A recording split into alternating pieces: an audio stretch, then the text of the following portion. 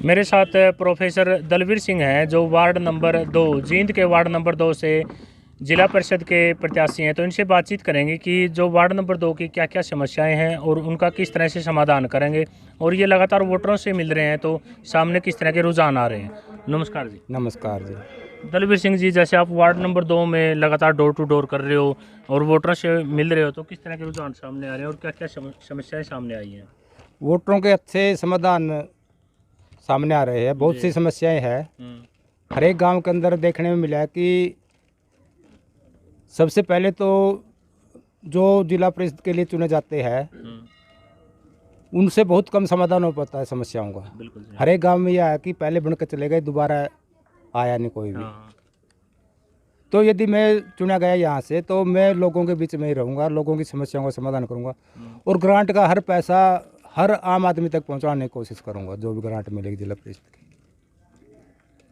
और जैसे एजुकेशन को लेकर किस तरह के विचार आपका? एजुकेशन के हिसाब से मैंने 25 साल गवर्नमेंट कॉलेज नरवाना के अंदर एसोसिएट प्रोफेसर की ज्योग्राफी के लिए सर्विस की है जी।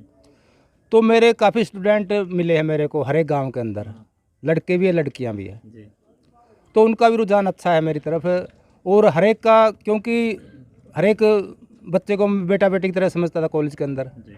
तो हर एक मतलब मेरे लिए वोट मांग रहे हैं, हर एक मेरे को समर्थन दे रहे हैं, भारी समर्थन मेरे को मिल रहा है यहाँ से। तो एजुकेशन का रुझान तो बहुत ज़्यादा है आजकल, क्योंकि गवर्नमेंट कॉलेज के अंदर ही हम देखते हैं कि 90% से ऊपर मेरिट जाती है। जी। बच्चों की लिमिट सीटें की हुई है, हर एक घर से अब पढ़ने लग गए। पहले बहुत कम पढ़ाई होती थी, जी। अब हर एक घर से पढ़ाई शुरू हो गई है। तो बच्चों को यदि पढ़ना है तो उसके लिए भी काफ़ी, क्योंकि शिक्षा का अधिकार तो हर एक किसी को है। उस शिक्षा के अधिकार के लिए उसको द्वार खोलने पड़े कॉलेज के भी, कितने भी बच्चे एडमिशन ले सकते हैं, हर एक को एडमिशन मिलना चाहिए। इस समस्या का ये समाधान है। एक स्कूलों के अंदर हम देखते हैं कि स्कूलों के अंदर बेसिक शिक्षा बहुत ज़रूरी है पहले शुरुआत से ही। यदि शिक्षा ही नहीं होगी तो फिर उसका समाधान कैसे होगा। शिक्षकों की कमी है वो दूर करने की कोशिश करेंगे, क्योंकि जिला परिषद के जो पार्षद है उसके अंडर आते हैं स्कूल वगैरह भी। तो स्कूलों के अंदर स्टाफ पूरा करने की कोशिश करेंगे, स्कूलों के अंदर पढ़ाई का दायरा जो बढ़ाने की कोशिश करेंगे, अच्छे एजुकेटेड जो स्टाफ है उसको लाने की कोशिश करेंगे। क्योंकि बहुत से गाँव के अंदर ऐसा है कि बच्चे तो है लेकिन स्टाफ नहीं है। स्टाफ अच्छा मिलेगा तो बच्चे भी पढ़ने का रुझान पड़ेगा, प्राइवेट स्कूलों के अंदर जाना बंद कर देंगे। तो इंग्लिश जो ये गवर्नमेंट स्कूल है उनको भी प्राइवेट स्कूलों से बेहतर बनाने की कोशिश करें, क्योंकि हमने ये देखा है कि यहाँ पर हमारा गवर्नमेंट कॉलेज है। गवर्नमेंट कॉलेज ये हरियाणा का नंबर, जो 25 कॉलेज है ना हरियाणा के, उनमें से एक है। तो इन कॉलेजों के अंदर हर एक को हमने शिक्षा के हिसाब से ऐसा बना दिया कि प्रिंसिपल का किसी प्रकार का कोई दबाव नहीं है, किसी बच्चे का कोई दबाव नहीं है, हमने जा करके क्लास लेनी ही लेनी है। तो 10-10 बच्चों के मेरे ज्योग्राफी के अंदर 90% से ऊपर नंबर आए कुरुक्षेत्र यूनिवर्सिटी के अंदर। तो वहाँ ये देखने में आया कि पूरा हरियाणा का एरिया कवर करता था कुरुक्षेत्र यूनिवर्सिटी पहले। तो 10-10 बच्चों के 90% से ऊपर नंबर आते थे। लड़कियों उनमें ज़्यादा होते थे, बल्कि लड़कियों के एडमिशन ज़्यादा है यहाँ पर, 50% से ज़्यादा लड़कियाँ हैं। लड़कियों का रुझान एजुकेशन के प्रति ज़्यादा है।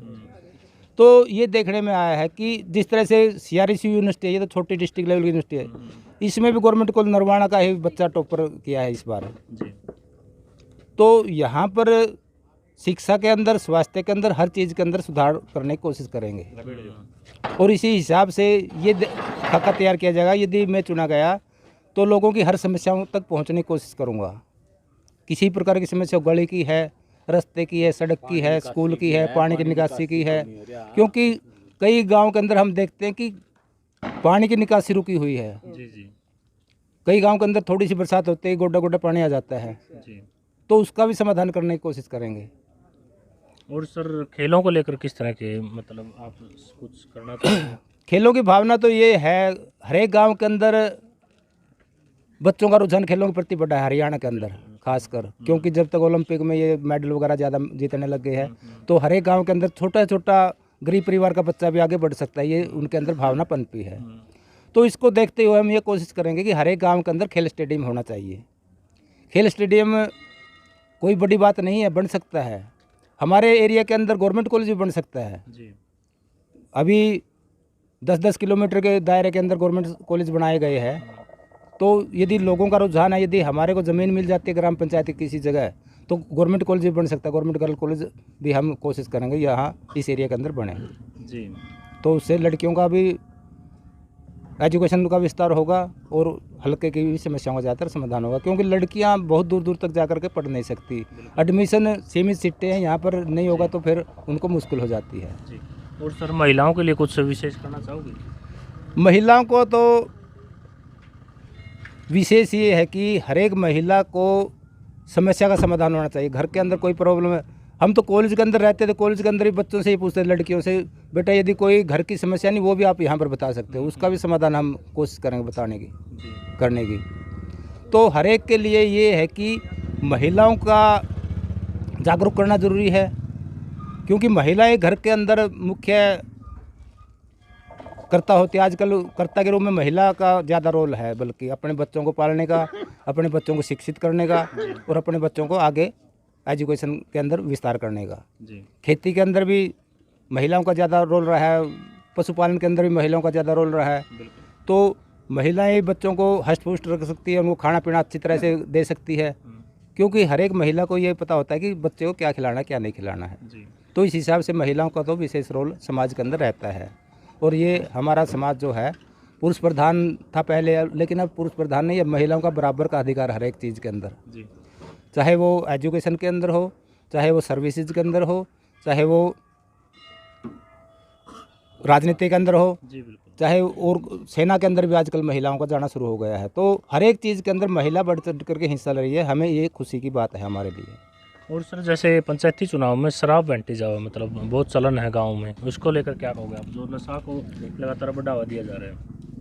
ये तो चौधरी बंसीलाल ने एक बार नशाबंदी की थी, तो उस टाइम ये ख़त्म नहीं हुई थी, बल्कि बढ़ गई थी।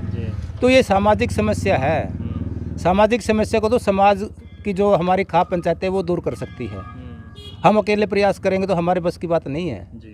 तो सभी को शपथ लेनी होगी कि हम इस इलेक्शन के अंदर कोई शराब वगैरह नहीं बांटेंगे। सभी कैंडिडेटों को, हर एक को ये शपथ लेनी होगी कि हम जो है साफ़ सुथरी छवि वाले व्यक्तियों को वोट देंगे, क्योंकि शराब का जो प्रलोभन देगा वो यदि जीत जाता है तो वो फिर उनके काम नहीं आएगा किसी टाइप का, क्योंकि वो पहले उनको बांध चुका होता है कि मैंने तो आपको रिश्वत दी हुई है। तो इस हिसाब से वोटर को भी ये ध्यान रखना होगा कि हमने अपनी समस्याओं का समाधान कराना है तो अपना निष्पक्ष छवि वाले व्यक्ति को हमने अपना वोट देना होगा। साफ़ सुथरी छवि वाले को, जो पंचायती उम्मीदवार है उसको वोट देना होगा, पढ़े लिखे व्यक्ति को वोट देना होगा। मैं तो ये कहता था कि यदि मेरे मुकाबले में 5 कैंडिडेट है, पांचों कैंडिडेट यदि मेरे से आपको योग्य दिखते हो तो उनको दे देना बेशक, यदि मैं उनको योग्य दिखता हूँ तो मेरे को दे देना। मैं ये नहीं कहता कि मेरे को वोट दो, आप साफ सुथरी छवि के व्यक्ति को, पढ़े लिखे को, टैलेंटेड को, जो आपकी समस्याओं का समाधान कर सके, उसको आप वोट देने की कोशिश करिए। मेरी ये सभी वोटरों से अपील है। और सर आपको चुनाव चिन्ह कौन सा है, मतलब निशान क्या मिला है? चुनाव निशान मेरा जीप का है। अच्छा जी। हाँ चलो ठीक है, धन्यवाद। ठीक है। तो प्रोफेसर दलवीर जी के आपने विचार सुने हैं, और जो इन्होंने समस्याएं बताई हैं वार्ड 2 की, तो उनको लेकर आपका क्या मानना है कमेंट सेक्शन में ज़रूर बताएं। इस वीडियो ज़्यादा से ज़्यादा शेयर करें।